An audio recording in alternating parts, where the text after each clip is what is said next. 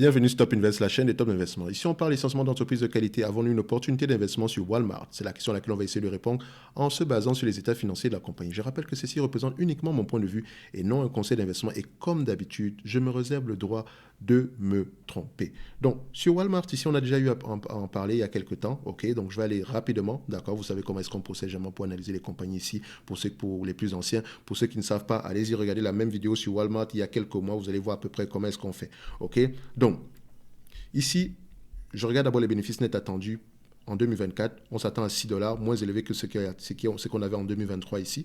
OK, donc vous pouvez également constater qu'en 2026, on s'attend à peu près à avoir des bénéfices nets plus élevés que ce qu'on a présentement. Donc les bénéfices nets seront moins élevés par rapport à 2023. Quand on dit 2023, techniquement, c'est 2024. Son année fiscale se termine au mois de janvier. Donc, les bénéfices nets sont moins élevés. Pourquoi? Parce que ce genre d'entreprise ici a connu une période assez faste pendant la pandémie. Ne l'oubliez pas. Donc, toutes les entreprises ici, au détail d'ailleurs, ne l'oubliez pas. Donc, elles auront tendance à peu près à ralentir cette année-ci, sans exception. Mais ça ne veut pas dire qu'elles sont en train de mourir. D'accord? Donc, ici, on regarde à peu près les analyses scorecard. Est-ce qu'ils ont tendance à avoir raison sur une longue période de temps? Bon, sur à peu près depuis 2012, sur les 10 dernières années, on a à peu près, voilà, on a tendance à avoir raison 8 fois sur 10. Donc, c'est correct ici. Donc, maintenant, vu que les bénéfices nets ici sont assez prévisibles, dans un environnement normal, hein, je le rappelle toujours, dans un environnement normal. Donc, en cas de récession, les chiffres peuvent s'ajuster en conséquence. Mais dites-vous également qu'il faut absolument que l'entreprise soit qualitative pour qu'on puisse se projeter très loin dans le futur. OK? Si c'est une nouvelle, si c'est une nouvelle compagnie qui ne rapporte pas d'argent, etc., on ne peut pas garantir sa survie dans le futur. Bref, Walmart ici, c'est une belle entreprise qui est leader dans son activité ici. Il y a de grandes chances que dans 10 ans que Walmart existe encore. OK? Mais on n'est jamais à l'abri de surprises non plus. Bref, ici, en termes de PER, qu'est-ce que je vais aller regarder directement ici? Donc, c'est un marché, c'est une entreprise qui aura tendance ici à s'échanger à des PER ici aux alentours de 17-20 fois les bénéfices. Donc, on va regarder ça ici rapidement parce qu'elle est très concurrente. Techniquement, elle essaie de concurrencer Amazon sur son marché principal ici.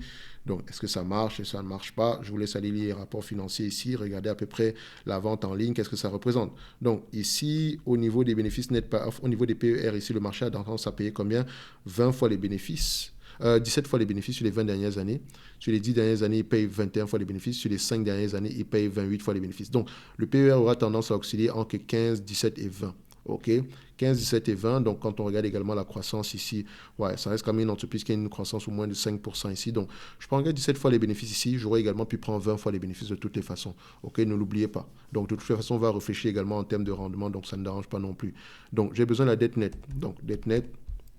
En termes de dette nette ici que ça donne, on a à peu près 50 milliards de dette nette. Il ne faut pas que le chiffre vous fasse peur. C'est une entreprise qui rapporte énormément d'argent. Donc, de la dette nette ici, c'est presque rien du tout.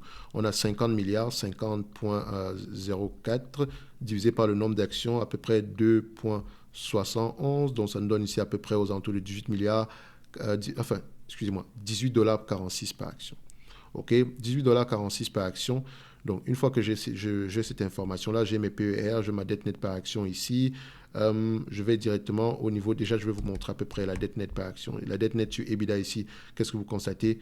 1,5 fois. C'est tellement insignifiant. Si on regarde juste les net income, même, on regarde les net income ici, voilà, à peu près 11 milliards par là. Donc, elle peut repayer même la dette ici en 5 ans, la dette nette avec les free cash flow. Donc, c'est rien ça.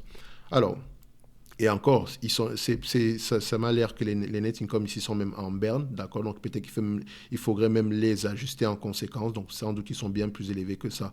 Donc, qu'est-ce que ça donne en termes d'évaluation? OK? Vu qu'en 2024, on s'attend à voir à peu près quelque chose qui sera en berne.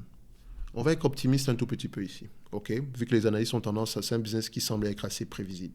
Donc le 7,38 $ ici, attendu en 2026, non, en janvier 2026, multiplié par 17 fois les bénéfices. Moi, la dette nette actuelle de 18,46, ça donne à peu près 107 $ l'action. Donc, même quand on prend en considération ce qui est attendu en 2026, on se rend compte que l'entreprise est légèrement surévaluée ici aujourd'hui. Si on prend en considération, si on réfléchit en termes de rendement, donc si on vous distribue la totalité des 7,38 $ ici par action, par rapport au prix actuel, qui est à peu près de 140 $, comme ça, d'accord, vous aurez un rendement de combien? De 5%. Voilà, c'est correct. D'accord? Donc, on ne s'attend pas à grand-chose, sauf croissance extraordinaire. Et vous avez vu ici que ce n'est pas une entreprise qui a une croissance extraordinaire. D'accord? Elle est plutôt mature. D'accord? Donc, on va se dire ici que ce n'est pas une entreprise qui pourrait être intéressante au prix actuel. Idéalement, c'est quelque chose qu'on aimerait avoir aux alentours ici des, voilà, $100 l'action par là, avant, enfin, 100 $, même l'action, c'est pas quelque chose d'extraordinaire.